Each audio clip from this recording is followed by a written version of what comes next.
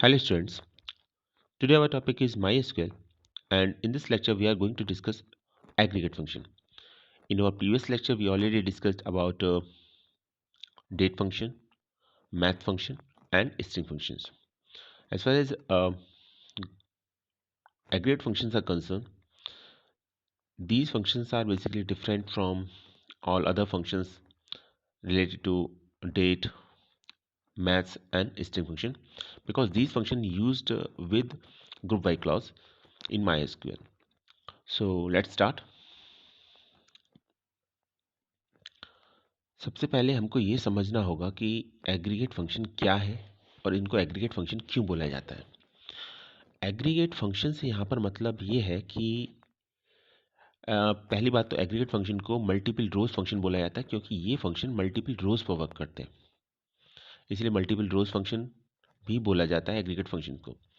तो ये फैसिलिटी और फंक्शन के साथ नहीं थी, तो इसलिए इनको एग्रीगेट फंक्शन बोला जाता है। एग्रीगेट करते हैं, डिफरेंट रोज को एग्रीगेट करते हैं, इसलिए इनको एग्रीगेट फंक्शंस बोला जाता है। सेकंड थिंग ये कि ये टोटल 5 फंक्शन है जो एग्रीगेट फंक्शन कहलाते हैं या मल्टीपल रोज फंक्शन कहलाते हैं। इनमें आता है आपका sum function, min function, max function, count function और एवरेज फंक्शन। तो ये 5 बेसिक फंक्शंस हैं। और अगर हम एसक्यूएल में बात करें ग्रुप बाई क्लॉज की, जैसे हम जानते हैं ग्रुप बाई क्लॉज को अभी हमने आप 11th में भी डिस्कस किया था और 12th में भी है, और डेफिनेटली क्वेश्चन इसे पूछा जाता है फाइनल एग्जाम में, आपके बोर्ड एग्जाम में पूछा जाना ही है। ग्रुप बाई का एक क्वेश्चन आएगा ही आएगा, इसमें कोई डाउट ही नहीं है, हमेशा आता है। और एक से ज़्यादा भी आ सकते हैं, 2 to 5 मार्क्स तक के ग्रुप बाई के ऊपर क्वेश्चन आ सकते हैं, क्योंकि ग्रुप बाई के साथ हैविंग भी यूज़ होता है, हैविंग क्लॉज भी यूज़ होता है, उसको हम बाद में डिस्कस करेंगे। अभी हमारा यहाँ पर मेन टॉपिक है एग्रीगेट फंक्शन। तो सबसे पहले तो हमें फंक्शन एग्रीगेट फंक्शन के बारे में मालूम होना चाहिए, उसके बाद हम ग्रुप बाई के साथ ये डिफरेंट एग्रीगेट फंक्शन को देखेंगे कि किस तरीके से ये वर्क करते हैं। फर्स्ट पॉइंट तो ये। सेकंड पॉइंट जैसे मैंने बताया आपको, और जो बहुत इंपॉर्टेंट है कि ये याद रखिएगा कि ग्रुप एग्रीगेट फंक्शंस को हम मल्टीपल रोज फंक्शन भी बोलते हैं, और ऐसा हम इसलिए बोलते हैं क्योंकि ये मल्टीपल रोज पर वर्क करते हैं एक बार में, जो और फंक्शन नहीं करते।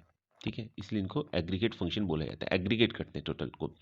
फॉर एग्जांपल अगर आपको अपनी क्लास के सभी स्टूडेंट का टोटल सम निकालना है, तो ठीक है, तो जितनी भी रोज होंगी उसमें जो मार्क्स का कॉलम होगा उसमें जो भी ऐड होके आएगा वो आप फाइनली आपका मार्क्स का सम होके सम निकलेगा आपका। तो अभी हमने यहाँ पर एक टेबल ली है, st_info, आप देख ही रहे होंगे स्क्रीन पर। और ये जो टेबल है इसमें हमने कॉलम लिए, इसको टेबल को इस तरीके से हमने अभी क्रिएट किया है कि इसमें आप ग्रुप बाई क्लॉज भी यूज़ कर सकें और डिफरेंट एग्रीगेट फंक्शन को भी यूज़ कर सकें। तो एक कॉलम लिया रोल नंबर, एक लिया क्लास, एक है नेम, देन स्ट्रीम और लास्ट में मार्क्स। तो आप देख रहे होंगे अभी हमारे पास जो स्टूडेंट हैं वो 11th और 12th क्लास के स्टूडेंट हैं, और उसमें भी 3 स्ट्रीम्स हैं, साइंस है, ह्यूमैनिटीज़ है, कॉमर्स है, और उनके डिफरेंट मार्क्स दे रखे हैं। ऑब्वियसली मार्क्स सभी के डिफरेंट हैं। ठीक है, रोल नंबर 1 और 2 है जिसमें हम देख रहे हैं जिसमें भी रिपीटिशन है। तो ये टेबल को इस तरीके से डिज़ाइन किया गया है ताकि हम ग्रुप बाई क्लॉज के कॉन्सेप्ट को अच्छी तरीके से समझ सकें, साथ साथ उससे पहले एग्रीगेट फंक्शन का कॉन्सेप्ट हमें बिल्कुल क्लियर हो जाए। ठीक, तो ये हमारे पास एक टेबल है। चलिए स्टार्ट करते हैं। देखिए सबसे पहले क्या होगा, सबसे पहले हम एक एग्रीगेट फंक्शन यूज़ करते हैं, और जैसा मैंने बताया एग्रीगेट फंक्शंस को भी दूसरे फंक्शन की तरह सेलेक्ट स्टेटमेंट के साथ ही यूज़ किया जाता है। तो सबसे पहले आपको सेलेक्ट लिखना पड़ेगा, ऐसा नहीं डायरेक्ट आप एग्रीगेट फंक्शन को यूज़ कर लें, तो वो पॉसिबल नहीं है। सेलेक्ट लिखना पड़ेगा, एग्रीगेट फंक्शन लिखना पड़ेगा, फ्रॉम के बाद टेबल नेम लिखना पड़ेगा जिस टेबल पर भी आप उस एग्रीगेट फंक्शन को अप्लाई करना चाह रहे हैं, तो वो भी आपको करना पड़ेगा। विदाउट इसके पॉसिबल नहीं है कि आप किसी एग्रीगेट फंक्शन को यूज़ कर सकें। ठीक है, तो जैसे मैंने लिखा सेलेक्ट, और इसके बाद चलिए मैक्स से स्टार्ट करते हैं। मैक्स क्या करेगा, मैक्स निकालता है मैक्सिमम वैल्यू, जैसे इसका नेम है मैक्सिमम वैल्यू। तो किसकी निकालेगा, मैक्सिमम मार्क्स। तो जिस कॉलम का भी हमें मैक्सिमम निकालना है, वैल्यू निकालनी है, उस कॉलम को हम एज ए पैरामीटर पास कर देंगे। यहाँ पर हमने पास कर भी दिया मैक्सिमम मार्क्स। टेबल का नाम है st_info। ठीक है, ये टेबल का नेम। तो देखिए मैक्स निकालेगा मैक्सिमम वैल्यू, क्लियर। पैरेंथेसिस का साइन होता है, फंक्शन की पहचान होती है, और इस फंक्शन पैरेंथेसिस के अंदर हम उस कॉलम का नेम देते हैं जिस कॉलम की हमें मैक्सिमम वैल्यू फाइंड आउट करनी है। क्लियर है? तो जितनी भी रोज़ हैं उन सभी में जो मार्क्स कॉलम है उसमें जो मैक्सिमम वैल्यू होगी वो कैलकुलेट होके आ जाएगी, और टेबल का नेम है यहाँ पर st_info। क्लियर? चलिए देखते हैं। ये देखिए 97 इज़ द मैक्सिमम मार्क्स, तो 97 शो भी हो रहा है स्क्रीन पर। और चूंकि फंक्शन को हमने रीनेम नहीं किया तो मैक्स मार्क्स तो जो कॉलम का नेम है उसको रीनेम नहीं किया, तो कॉलम का नेम जो होगा वो फंक्शन का नेम ही होगा। अब फंक्शन का नेम है मैक्स मार्क्स, तो वो शो भी हो रहा है मैक्स मार्क्स इक्वल टू 97। ये भी याद रखिएगा। कभी कभी ऐसा होता है एग्जाम में कि आउटपुट लिखने को आता है और हम उस समय कॉलम का नेम को अवॉइड कर देते हैं, हमारा फोकस सिर्फ रिजल्ट पर होता है। इन दैट केस आपका आंसर गलत हो सकता है, मार्क्स आपके कट हो सकते हैं। ठीक है? तो यहाँ ये ध्यान रखिएगा, छोटी सी बात है, जनरली हम इसे अवॉइड कर देते हैं, और मार्क्स डिडक्शन का कॉज बनता है ये, तो ये मत कीजिएगा। रिजल्ट आपको पता है और इससे बेकार कोई और बात हो नहीं सकती कि सिर्फ कॉलम नेम को आपने फोकस नहीं किया, देखा नहीं कि क्या कॉलम नेम है और आपने बस गलत लिख दिया, लिखा ही नहीं, तो वो भी लिखना ज़रूरी है। अब चूंकि यहाँ पर मैक्स मार्क्स था, हमने कोई और अदर नेम्स को दिया नहीं, तो मैक्स मार्क्स की एज ए रिजल्ट शो भी होगा यहाँ पर। क्लियर? तो स्टूडेंट अंडरस्कोर इन्फो टेबल में मार्क्स नाम का एक कॉलम था और हमने यहाँ पर मैक्स एग्रीगेट फंक्शन अप्लाई किया, तो जो भी मैक्सिमम मार्क्स थे वो एज ए रिजल्ट शो हो जाएंगे, जो 97 थे इस केस में। क्लियर है? चलिए कुछ और देखते हैं अभी इसके साथ। तो ये मैक्स था, फंक्शन का नेम है मैक्स, मैक्स फॉर मैक्सिमम। याद रखिए, याद करना बड़ा आसान है इसको। ठीक है? तो जैसे मैक्सिमम के लिए मैक्स फंक्शन यूज़ होता है, ऐसे ही मिनिमम के लिए मिन फंक्शन यूज़ होता है। उससे पहले चलिए हम थोड़ा सा और देखते हैं, हम कॉलम नेम दे के देखते हैं। सिर्फ एस करके भी दे सकते हैं और डबल कोट्स में भी दे सकते हैं, आपकी चॉइस है। डबल कोट्स में जैसे मैंने लिख दिया तो इसको मैंने रीनेम कर दिया, मैंने यहाँ पर लिख दिया यहाँ पर मैक्सिमम मार्क्स। तो मैक्सिमम मार्क्स इस कॉलम का नेम हो जाएगा। एस करके भी लिख सकते थे, मैक्सिमम मार्क्स, तभी सही रिजल्ट आता। ये देखिए, तो अब कॉलम का नेम मैक्सिमम मार्क्स है। क्लियर? तो एक ही हो गया आपका। तो मैक्स के साथ एक फंक्शन और है। अच्छा, ये हो गया। ठीक, मैक्सिमम मार्क्स, तो यहाँ पर मैक्सिमम मार्क्स शो हो रहे हैं, 97 है। आई थिंक क्लियर हो गया होगा। एक और कीवर्ड होता है डिस्टिंक्ट, इसका यहाँ पर यूज़ तो नहीं है लेकिन फिर भी मैं आपको बता देता हूँ। देखिए डिस्टिंक्ट में क्या है, जब आपकी कोई वैल्यू रिपीट हो रही होती है तो आप उसमें एक सिंगल वैल्यू चाहते हो, तो उसके लिए डिस्टिंक्ट कीवर्ड, डिस्टिंक्ट का मीनिंग ये होता है। ठीक है? तो डिस्टिंक्ट कीवर्ड लिख सकते हैं। अब देखिए मैक्सिमम के केस में ये मीनिंगलेस इसीलिए है क्योंकि जो मैक्सिमम मार्क्स होंगे वो रिपीट हो नहीं सकते। क्लियर है? तो डिस्टिंक्ट लिख दिया हमने तो भी कोई फ़र्क नहीं पड़ेगा। काउंट के केस में ये यूज़फुल होगा, हम आगे देखेंगे उसको। लेकिन यहाँ जो मेन बात समझने की है वो ये है कि डिस्टिंक्ट कीवर्ड से जो रिपीटेड वैल्यूज़ होती हैं हम उन्हें एलिमिनेट करते हैं या हटा देते हैं, हम काउंट नहीं करते, या हम ये कह सकते हैं उसे हम सिर्फ एक सिंगल टाइम ही काउंट करेंगे। ठीक है? वो हम काउंट के केस में देखेंगे, तो अगर रिपीटिशन है तो वो डिस्टिंक्ट की वजह से नहीं होता है, या डिस्टिंक्ट उसको as a single unit consider करता है। देखिए ज़रा, चलिए ये देखिए 97 डिस्टिंक्ट, कुछ फ़र्क नहीं पड़ेगा इसमें, मैक्सिमम के साथ इसका कोई यूज़ नहीं है, लेकिन कर भी देंगे तो कुछ फ़र्क पड़ेगा भी नहीं क्योंकि मैक्सिमम तो वैल्यू एक ही रहेगी। ठीक है? लेकिन अगर कहीं रिपीटिशन होता वैल्यूज़ के अंदर तो डिस्टिंक्ट कीवर्ड यूज़ करने का एडवांटेज ये होता है कि फिर वो रिपीटिशन नहीं होता उसके अंदर, रिपीटिशन के साथ रिजल्ट शो नहीं होता। ठीक है? तो इसको हम अभी काउंट के साथ डिस्कस करेंगे क्योंकि वहाँ इसका एक सेंस अच्छा निकल के आता है, यहाँ मैक्स के साथ उसका इतना कोई मतलब नहीं है। चलिए आगे देखते हैं। एक ये हो गया, मैक्स हो गया। मैक्स के बाद देखना है हमको तो मिन देखते हैं।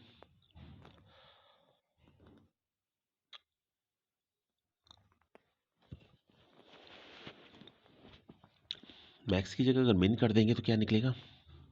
ऑब्वियसली मिनिमम वैल्यू निकलेगी। ये एक फंक्शन है मिन। तो जैसे max function maximum value calculate करता है, वैसे ही मिन मिनिमम वैल्यू कैलकुलेट करता है। मार्क्स के साथ ही करते हैं डायरेक्ट, कोई ज़रूरत नहीं डिस्टिंक्ट लिखने की। कॉलम का नेम भी चेंज कर देते हैं, मिनिमम कर देते हैं यहाँ पर। क्लियर है? तो वो भी नेम चेंज हो जाएगा। देखिए क्लियर? तो मिनिमम मार्क्स कितना है क्लास के अंदर? 65।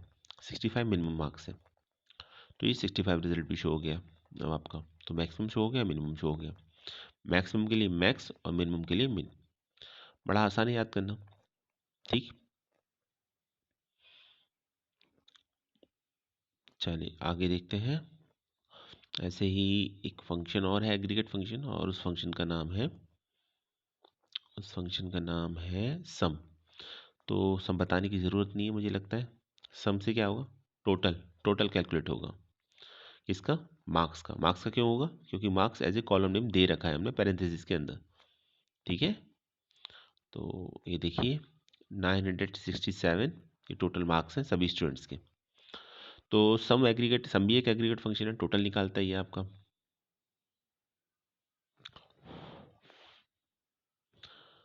क्लियर? चलिए एक हो गया। हम्म। ऐसे ही एक और एग्रीगेट फंक्शन है एवीजी। एवीजी होता है एवरेज के लिए। याद रखिए यहाँ पर एक थोड़ा सा ये बात याद रखिएगा कि इसके लिए सिर्फ 3 वर्ड्स यूज़ होते हैं। टोटल हम मतलब कंप्लीट एवरेज नहीं लिखते, सिर्फ एवीजी लिखते हैं। एवीजी लिखने का मतलब ही एवरेज निकालना है। तो एक फंक्शन का नेम है एवीजी, और अगेन हमने जिस कॉलम पर ये अप्लाई किया है फंक्शन वो है मार्क्स। तो जो भी मार्क्स होंगे उनका एवरेज निकल के आ जाएगा। इट मीन्स एवरेज मार्क्स निकल के आ जाएगा। ठीक है, कॉलम का नेम मिनिमम मार्क्स ही है तो वो तो सही, वो तो वही शो होगा। जो भी आप कॉलम का नेम देंगे वही शो होगा, उससे कोई फ़र्क नहीं पड़ेगा। लेकिन मेन बात ये है कि एवरेज फंक्शन आपका काम करता है एवरेज निकालने का। क्लियर? तो एवरेज फंक्शन से एवरेज निकल आएगा। याद रखिएगा हेडिंग उसमें मिनिमम मार्क्स ही शो हो रहा है, तो हेडिंग तो जो आप देंगे वही आएगा। बात फंक्शन की है, फंक्शन अपना काम कर रहा है नहीं कर रहा। फंक्शन है एवरेज का, तो एवरेज ही निकलेगा। चलिए एक बार टेबल देखते हैं फिर से। कौन सी टेबल थी? STNS थी, ये थी टेबल हमारी।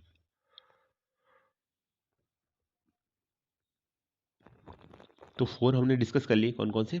मैक्स, मिन, सम और एवरेज, एवीजी। ठीक, मैक्स, मिन, सम और एवीजी फंक्शन, 4 फंक्शन डिस्कस हो गए। अब बात करते हैं एक इंपॉर्टेंट फंक्शन की, बहुत इंपॉर्टेंट है, और ये है काउंट फंक्शन। क्लियर है? अच्छा, उससे पहले एक बात और कि अगर आप कंडीशन लगाना चाहें तो कंडीशन लगा सकते हैं, रिजल्ट फिर उसके अकॉर्डिंग ही शो होगा। जैसे मैंने यहाँ लिखा एवरेज मार्क्स के साथ सपोज, चलिए पहले तो मिनिमम ये एवरेज मार्क्स देखते हैं, और उसके साथ मैंने कंडीशन लिख दी वेयर। सपोज यहाँ लिखा where class equal to 12th, class equal to 12। 12 class के एवरेज मार्क्स आएंगे। याद रखिएगा हेडिंग गलत है, वहाँ पर मिनिमम मार्क्स नहीं है, वो चेंज नहीं किया मैंने, तो उससे कोई फ़र्क नहीं पड़ता। एवरेज मार्क्स निकालने हम, वो शो हो रहा है हमारा। और 11th का निकालेंगे तो 11th के एवरेज मार्क्स आ जाएंगे। ये 11th क्लास के एवरेज मार्क्स हैं। क्लियर? तो कंडीशन लगा सकते हैं। कंडीशन तो देखिए सेलेक्ट के साथ जैसे हम लगाते थे वैसे ही लगा रहे हैं यहाँ पर, उसमें तो कोई चेंज है नहीं, क्योंकि हम यहाँ पर हमारा फोकस सीखने का है, यहाँ पर बेसिकली एग्रीगेट फंक्शन को। तो अभी तक हम 4 एग्रीगेट फंक्शन डिस्कस कर चुके हैं, मैक्स, मिन, सम और एवरेज। क्लियर? इसी तरीके से अगर हम यहाँ पर करते हैं, चलिए कंडीशन कुछ और देते हैं। कंडीशन दे दिया मैंने, मान लीजिए स्ट्रीम दे दिया, तो स्ट्रीम तो एक स्ट्रिंग है, तो डबल या सिंगल कोट्स के अंदर लिखना पड़ेगा उसको। तो यहाँ लिख दिया मैंने स्ट्रीम सपोज साइंस, तो फिर रिजल्ट उसके अकॉर्डिंग निकलेगा। यहाँ मैं बताना सिर्फ आपको ये चाह रहा हूँ कि अगर आप वेयर क्लोज को भी यूज़ करते हैं एग्रीगेट फंक्शन के साथ, तो फिर कंडीशन के अकॉर्डिंग ये एग्रीगेट फंक्शन वर्क करते हैं अपना। अभी इसमें क्या होगा, साइंस के एवरेज मार्क्स निकल के आएंगे, सिर्फ साइंस स्ट्रीम के, बाकी के नहीं। ह्यूमैनिटीज़ और कॉमर्स हैं उनके एवरेज मार्क्स नहीं निकल के आएंगे। क्यों? क्योंकि हमने कंडीशन दे रखी है। अगर हम कंडीशन नहीं देते तो एवरेज मार्क्स निकल के नहीं आते। क्लियर? एक पॉइंट ये हो गया।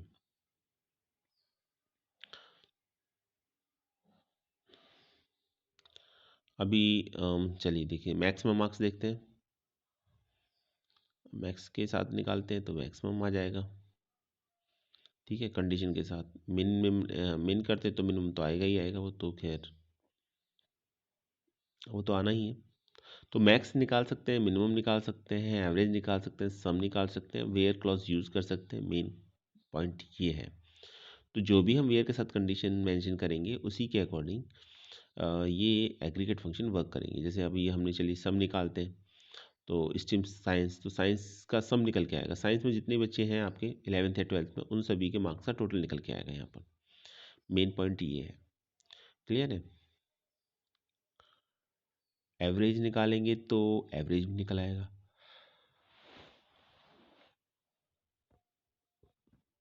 ये साइंस के सभी स्टूडेंट्स का एवरेज काउंट होके आ रहा है। क्लियर? तो एक ये हो गया आपका। चलिए आगे देखते हैं, एक इम्पॉर्टेंट फंक्शन और है और वो है काउंट। उसको देखने से पहले एक बार आपको मैं टेबल शो कर देता हूँ। ये आपको पता होना चाहिए किस टेबल पर और काम ये कैलकुलेशन हो रही है, उसके क्या क्या कॉलम्स हैं, तो वो तो दिखना चाहिए एटलीस्ट, पता होना चाहिए। मैंने तो क्रिएट किया तो मुझे तो पता है, पर आपको भी एक बार को देखना होगा। टेबल का नेम है st_info और स्टूडेंट की टेबल है। स्टूडेंट इन्फो शो कर रहा है, इन्फॉर्मेशन शो कर रहा है, इसलिए st_info नेम दिया है इसको। कॉलम है roll number, class name, stream और मार्क्स। क्लियर? अभी हम यूज़ करते हैं काउंट। अब जैसे इसका नाम है काउंट, तो काउंट करेगा, क्या काउंट करेगा? रिकॉर्ड्स काउंट करेगा, टोटल नंबर ऑफ। चलिए वो देखते हैं। तो हमने सिर्फ काउंट लिखा और जिस कॉलम की वैल्यूज़ काउंट करनी है, ठीक है, स्मॉल कैपिटल में लिखा कोई फ़र्क नहीं पड़ता उससे, केस इनसेंसिटिव होता है आप और हम जानते हैं अच्छी तरीके से माई एसक्यूएल। अब मुझे मान लीजिए इस कॉलम में वैल्यू एंट्री चेक करनी है क्लास के अंदर। चलिए तो मैंने क्लास लिखा। अब देखिए यहाँ पर डिस्टेंस का बड़ा इंपॉर्टेंट रोल होगा। टोटल नंबर ऑफ रिकॉर्ड्स कितने हैं? टोटल नंबर ऑफ रिकॉर्ड्स हैं 11, आप काउंट कर सकते हैं। ठीक है, तो मैंने लिखा काउंट क्लास फ्रॉम, ये बहुत इंपॉर्टेंट है, ध्यान से देखिएगा इसको, फ्रॉम, और मैंने लिखा यहाँ पर st_info। क्लियर? ये देखिए ये आया। टोटल नंबर ऑफ रिकॉर्ड्स कितने आ रहे हैं? काउंट 11। तो ठीक है, अभी इसके आगे क्लास है ना, तो class total number of class 11 आ रही है कैलकुलेट होकर, कोई प्रॉब्लम नहीं है इसमें।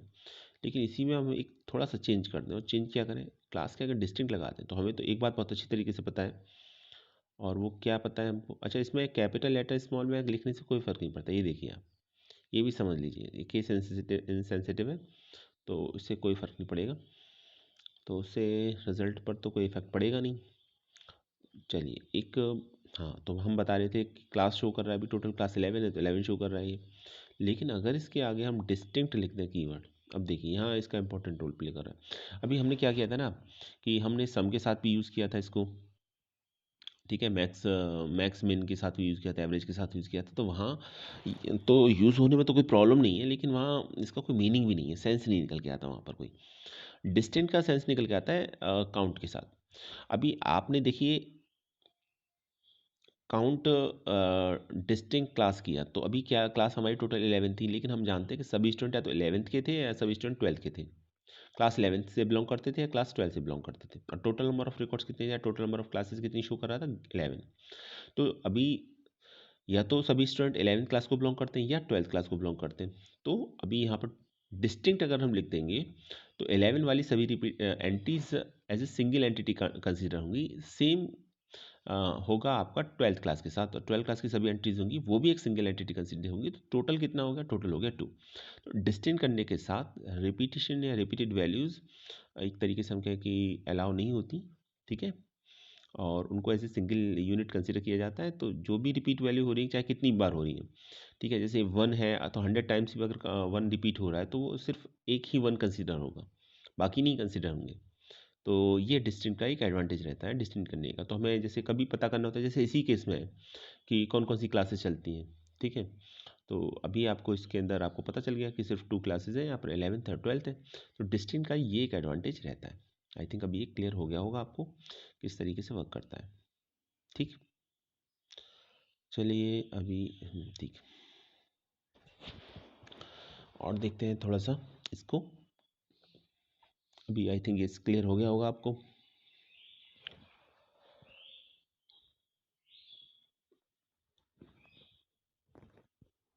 तो यहाँ पर अभी हमने सभी क्या काम किया, सभी अभी तक हमने एग्रीगेट फंक्शन को तो डिस्कस कर लिया, लेकिन एग्रीगेट फंक्शन बेसिकली यूज़ होते हैं ग्रुप बाय क्लॉज के साथ।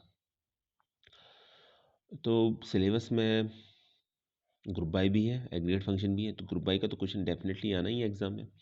एग्रीगेट फंक्शन अलग से पूछे जाएंगे, नहीं पूछे जाएंगे, इस तरीके से जैसे मैंने आपको समझाया है, तो कुछ बहुत ज़्यादा कह नहीं सकते, हाँ पूछा जाना चाहिए आई थिंक। ग्रुप बाई के साथ ग्रुप बाई आएगा ये कंफर्म है, इसमें कोई इफ एंड बट नहीं है, क्योंकि आप वेटेज देखेंगे यूनिट का तो 30 मार्क्स का वेटेज है सिलेबस की अगर हम बात करें तो। अब 30 मार्क्स में क्या है आएगा आपका, 30 मार्क्स में आएंगे आपके math function, date function, string function, aggregate function और group by with having clause. तो अब इसी में से जो भी क्वेश्चन पेपर बनेगा तो वो इसी में से बनेगा ऑब्वियसली। तो अब ये आपके पास एक गोल्डन अपॉर्चुनिटी है कि क्योंकि सिलेबस बहुत रिड्यूस हो चुका है और जितना भी सिलेबस है बेसिकली वो फंक्शन ओरिएंटेड है, फंक्शन बेस्ड है। अभी तो आपको ये काम करने हैं कि सभी फंक्शन को अच्छी तरीके से याद कर लेना। पहले पोर्शन हम ऑलरेडी डिस्कस कर चुके हैं जिसमें हमने मैथ फंक्शन, डेट फंक्शन और जिसमें हमने मैथ फंक्शन, डेट फंक्शन, ठीक है, ये हम फंक्शन और स्ट्रिंग फंक्शन ये हम ऑलरेडी देख चुके थे। आज बात चल रही है एग्रीगेट फंक्शन की, तो आज बात चल रही है एग्रीगेट फंक्शन की, तो एग्रीगेट फंक्शन अलग से पूछे जा सकते हैं और ग्रुप बाई के साथ तो डेफिनेटली आएंगे ही आएंगे। ग्रुप बाई क्लॉज यूज़ करो, ग्रुप बाई के देखिए ग्रुप बाई जब भी यूज़ होगा तो उसके साथ एग्रीगेट फंक्शन जरूर यूज़ होगा, कंपलसरी उसके साथ यूज़ करना, ठीक है। ग्रुप बाई बिना इसके विदाउट ये मानिए कि विदाउट एग्रीगेट फंक्शन यूज़ ही नहीं हो सकते, तो उसका कोई मतलब ही नहीं निकलता। ग्रुप बाई को हम आगे डिस्कस करेंगे, लेकिन एक बात बता रहा हूँ आपको। तो ग्रुप बाई आएगा तो डेफिनेटली एग्रीगेट फंक्शन तो पूछ ही लिया आपसे इनडायरेक्टली इसने एग्जामिनेशन में। तो अभी ये याद रखना है कि अलग से भी पूछा जा सकता है और ग्रुप बाई के साथ भी पूछा जा सकता है। तो अभी चलिए बात करते हैं थोड़ा सा, चलिए देखते हैं आगे।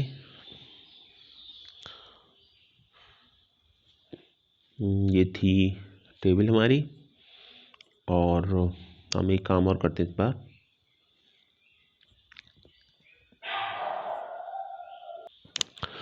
चलिए थोड़ा सा हम चलिए ग्रुप बाई की बात कर लेते हैं पहले। तो एक कॉलम नेम जो भी आप देना चाहें वो कॉलम नेम दे दीजिए, कोई प्रॉब्लम नहीं है। एक एग्रीगेट फंक्शन जरूर यूज़ करना पड़ेगा, मैंने मैक्सिमम मार्क्स के लिया तो नेम लिखा, मैक्सिमम मार्क्स लिखा, फ्रॉम लिखा, st_info। तो सबसे पहले आपको ग्रुप बाई के बारे में बताते हैं। ग्रुप बाई काम क्या करता है? ग्रुप बाई काम ये करता है आपका,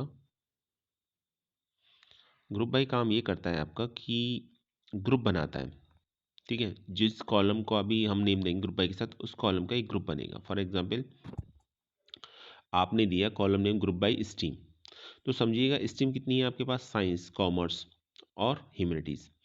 तो ये जो 3 स्ट्रीम है, यही इन स्ट्रीम्स का ही ग्रुप बनेगा। एक साइंस का ग्रुप बनेगा, एक कॉमर्स का ग्रुप बनेगा और एक ह्यूमैनिटीज़ का ग्रुप बनेगा और रिजल्ट उसके अकॉर्डिंग शो होगा।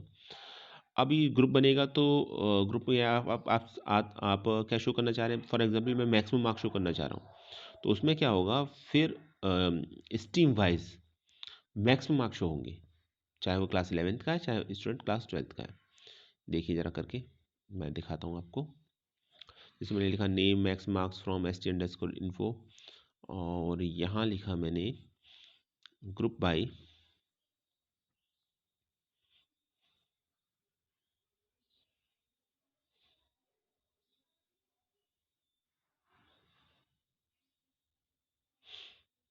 लिखा ग्रुप बाई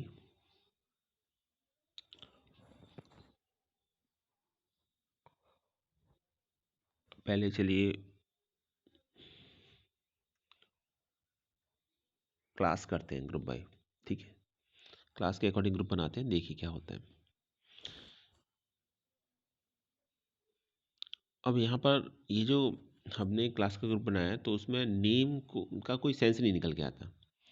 तो ये भी आप ध्यान रखिएगा कि जब आप ग्रुप बाई फंक्शन को यूज़ करें तो एग्रीगेट फंक्शन को यूज़ करें और जिसका आपने ग्रुप बनाया है उसको शो करें, तो कुछ मीनिंगफुल इन्फॉर्मेशन निकल के आएगी। निकल के तो अभी भी आ रही है, लेकिन देखिए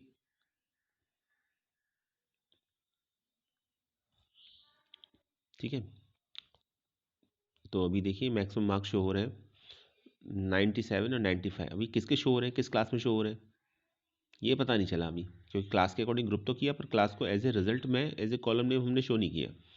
तो अभी यहाँ पे क्या करना है, हमको क्लास को एज ए कॉलम नेम भी शो करना है। तो गलत कुछ नहीं है उसके अंदर, बस ये है कि सेंस नहीं बैठता कोई। हमने क्लास के अकॉर्डिंग ग्रुप बनाया और क्लास को शो नहीं किया, तो ये छोटी सी बात है, इसको भी ध्यान रखिएगा। ग्रुप बाई क्लास अब देखिए, अब ये पता चल रहा है ना 11th क्लास में 97 मार्क्स हैं और क्लास 12th में 95 मार्क्स हैं, ठीक है। ग्रुप बना था क्लास का और हमें शो करने थे मैक्सिमम मार्क्स। नेम कॉलम का यहाँ कोई मतलब नहीं है, तो आप इसे अवॉइड कर सकते हैं, हटा सकते हैं। ठीक है, लिखेंगे तो भी रिजल्ट शो होगा, लेकिन उसका कोई मतलब निकल के नहीं आएगा, कोई सेंस निकल के नहीं आएगा।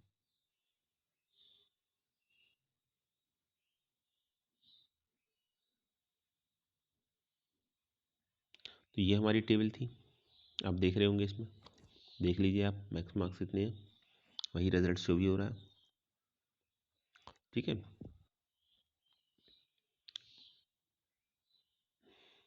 तो ये क्लास था। तो देखिए, एक तो जिसका आप ग्रुप बनाएं उसको एज ए कॉलम नेम जरूर शो करें, और एक एग्रीगेट फंक्शन, जिस एग्रीगेट फंक्शन पर हम वर्क कर रहे हैं। अभी हम कुछ और भी दे देंगे तो वो भी प्रिंट हो जाएगा, उसकी वैल्यू भी आ जाएगी, लेकिन कोई मीनिंगफुल इन्फॉर्मेशन निकल के नहीं आएगी वहाँ से। क्योंकि देखिए, आपको जानना ऑब्जेक्टिव क्या है, हमारे यहाँ पर ऑब्जेक्टिव ये है कि क्लास वाइज हमें मैक्सिमम मार्क्स पता चल जाए कि किस क्लास में कितने मैक्सिमम मार्क्स आए। अभी हमने इसे स्ट्रीम वाइज किया, मान लीजिए ग्रुप बाय स्ट्रीम किया है, तो स्ट्रीम के अकॉर्डिंग ये मैक्सिमम मार्क्स शो करेगा। ठीक है, तो आप खाली इसमें ये देखिए स्ट्रीम क्या है और मैक्सिमम मार्क्स क्या है, बाकी हमने नेम और क्लास दे रखा है, तो ठीक है अपनी जगह। लेकिन ये शो कर रहा है, रिजल्ट का जो मकसद था वो ये था कि कॉमर्स में 97 मार्क्स है, ह्यूमैनिटीज में मैक्सिमम 94 है, और साइंस में मैक्सिमम 95 मार्क्स है। क्लियर, तो ये पॉइंट भी शो हो रहा है यहाँ पर। तो मैं आपको समझाना सिर्फ यहाँ पे ये चाह रहा था कि जब आप ग्रुप बाई फंक्शन का यूज़ करें, ग्रुप बाई क्लॉज का यूज़ करें, तो ग्रुप बाई क्लॉज के साथ फर्स्ट थिंग जो बहुत इंपॉर्टेंट है वो ये कि एक एग्रीगेट फंक्शन जरूर यूज़ होगा। अब एग्रीगेट फंक्शन यूज़ होगा तो वो तो एज ए रिजल्ट भी शो होगा, और आप रिजल्ट में उस कॉलम का नाम भी दें जिसका आप ग्रुप बना रहे हैं। ये कम से कम मिनिमम रिक्वायरमेंट है आपकी रिजल्ट शो करने की। अदरवाइज जो रिजल्ट शो होगा तो वो उतना ज़्यादा इफेक्टिवली कोई इन्फॉर्मेशन दे नहीं पाएगा आपको। तो यहाँ पर हमें स्ट्रीम और कम से कम मैक्सिमम मार्क्स को तो शो करना ही करना है। अभी आप मिनिमम मार्क्स पे लगा देंगे तो मिनिमम मार्क्स शो हो जाएगा। ये सभी 4 कॉलम कॉलम तो आप जो भी दे देंगे वो सभी कॉलम शो होंगे ही होंगे, ऑब्वियसली सेलेक्ट के साथ, तो उसमें तो कोई डाउट ही नहीं है। लेकिन जब ग्रुप बाई के साथ यूज़ करते हैं तो ग्रुप बाई के साथ वो कॉलम जिस कॉलम पर हम रिजल्ट शो कर रहे हैं उसको मेंशन करते हैं, और साथ में एग्रीगेट फंक्शन, दो तो कम से कम यूज़ करने ही होते हैं हमको। क्लियर,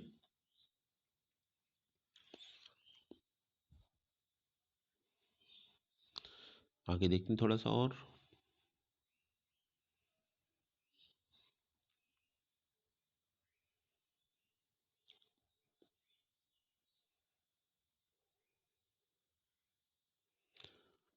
चलिए इसमें हम ये हटा देते हैं।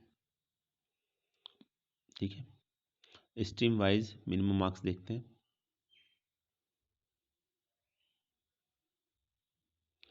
तो स्ट्रीम वाइज मिनिमम मार्क्स निकल के आ जाएंगे, नेम का कोई मतलब रहेगा नहीं वहाँ पर। इसको भी, चलिए पहले ये देखते हैं।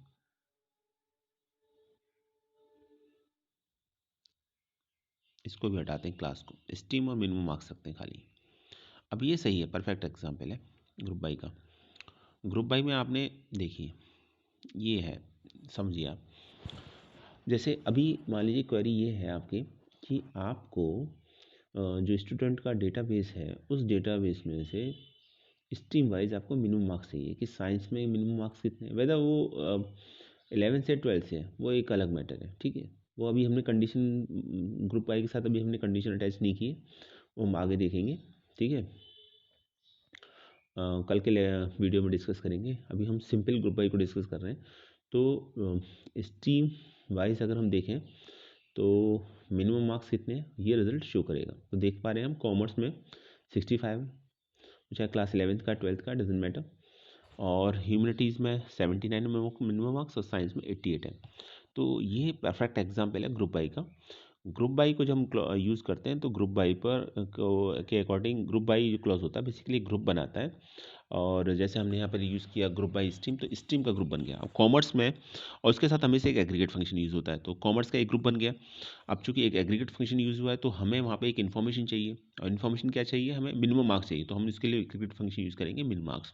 तो कॉमर्स के आगे मिनिमम मार्क्स कितना दिखा रहा है 65, ह्यूमैनिटीज़ के आगे कितना दिखा रहा है 79, साइंस के आगे दिखा रहा है 88। आप और कॉलम्स यूज़ कर सकते हैं लेकिन उसका कोई मतलब नहीं है, क्योंकि जब भी कोई भी क्वेश्चन पूछा जाएगा तो आपको इसी तरीके से पूछा जाएगा। ठीक है, अक्सर स्टूडेंट इसमें कंफ्यूज हो जाते हैं कि ये कॉलम नेम लेंगे तो क्या आएगा, वो कॉलम नेम लेंगे तो क्या आएगा। 2 कॉलम्स रिक्वायर्ड होते हैं एटलीस्ट, और वो कौन कौन से, जिसका आपने ग्रुप बनाया वो, प्लस एग्रीगेट फंक्शन। तो आज के लिए इतना ही, और कल हम ग्रुप बाय फंक्शन को अलग से कंप्लीटली डिस्कस करेंगे। ठीक है, thanks for watching this video.